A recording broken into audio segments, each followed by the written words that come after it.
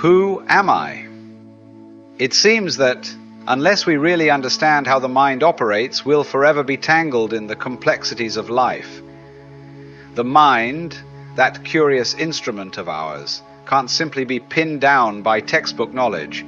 In seeking to know its inner workings, by actually watching our own minds in motion, we may discover how to step out of life's endless crises. In my view, there is no pursuit more significant than learning how our thinking mechanism functions. We rely on the mind for all we do, yet few of us ever truly attend to its hidden movements. Consider that your mind, my mind, our collective minds, is shaped by generations of cultural influences, economic pressures, societal doctrines, and an endless influx of second-hand opinions. But do not merely take my word for it. Look inside yourself. Notice how your beliefs and perspectives have been molded, not only by your conscious intellect, but also by subterranean currents of tradition and memory. The mind, conscious or unconscious, amounts to what we call consciousness. This stream of consciousness flows through time, shaped by the ceaseless labors of the human race. And here's the rub. While life itself is constantly in motion, our minds tend to become fixed, pinned down by beliefs, experiences, or dogmas. So there is a perpetual tension between the movement of life and the mind's tendency to cling. Our problem is that we've loaded up on knowledge and opinions, believing that these alone will show us the truth. But knowledge, though valuable, can also confine the mind, like a captive bird in a gilded cage of conclusions.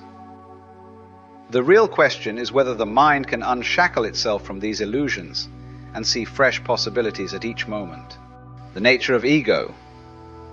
When we speak of the ego of I or me, we mean that accumulation of ideas, memories, and labels that form our identity.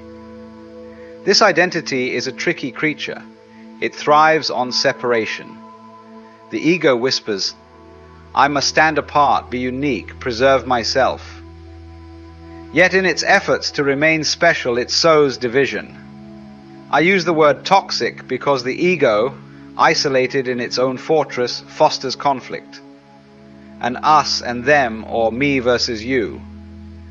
We need to see this mechanism in ourselves and also taste, if only for a moment, that extraordinary state where the sense of I recedes and love remains. Self-knowledge is a process. How are we to solve all of life's troubles if we don't know ourselves?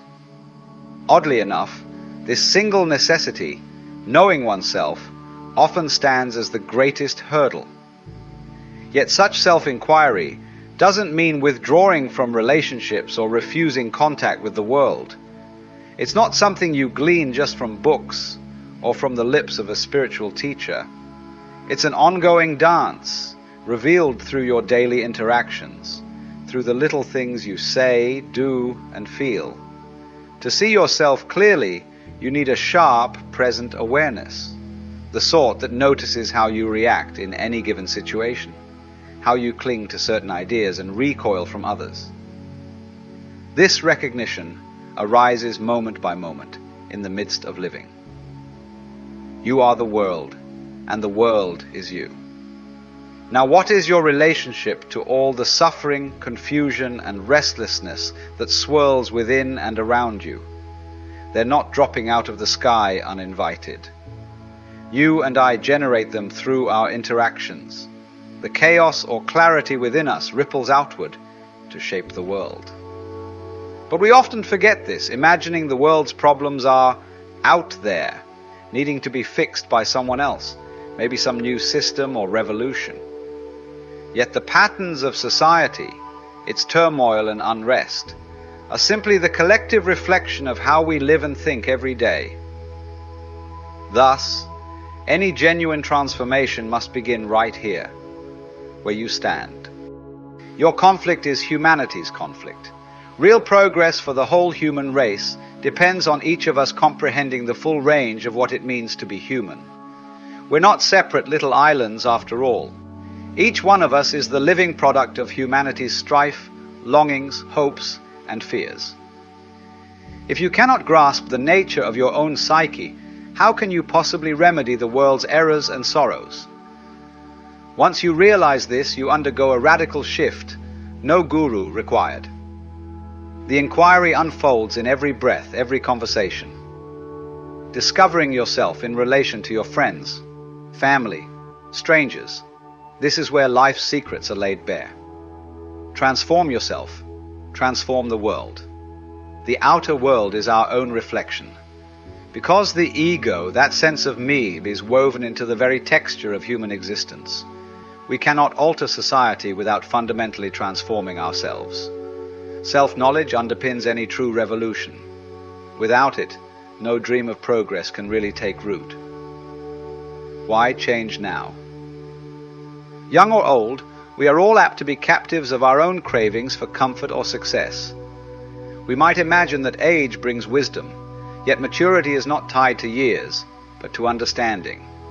In many cases, the grown-ups have become worn and battered by life's struggles, lulled into resignation, while the young, if still open and vibrant, may find it easier to look upon the world with fresh eyes.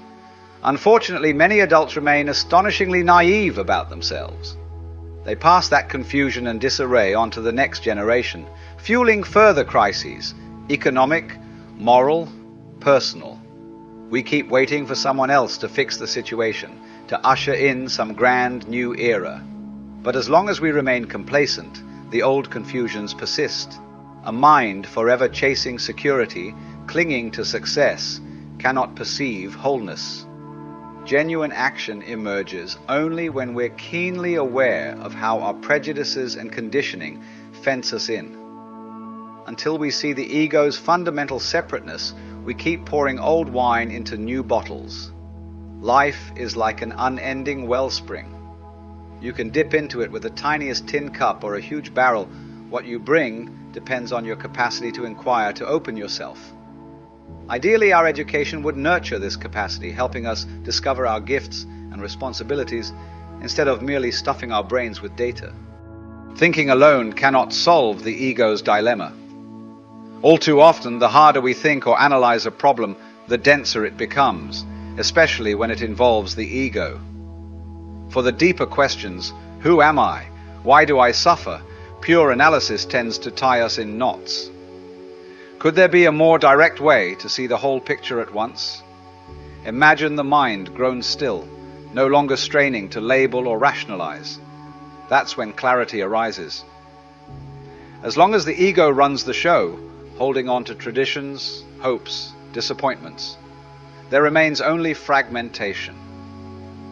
We try to fix the problem of I by thinking more, but all that thinking is merely the ego rearranging its own furniture.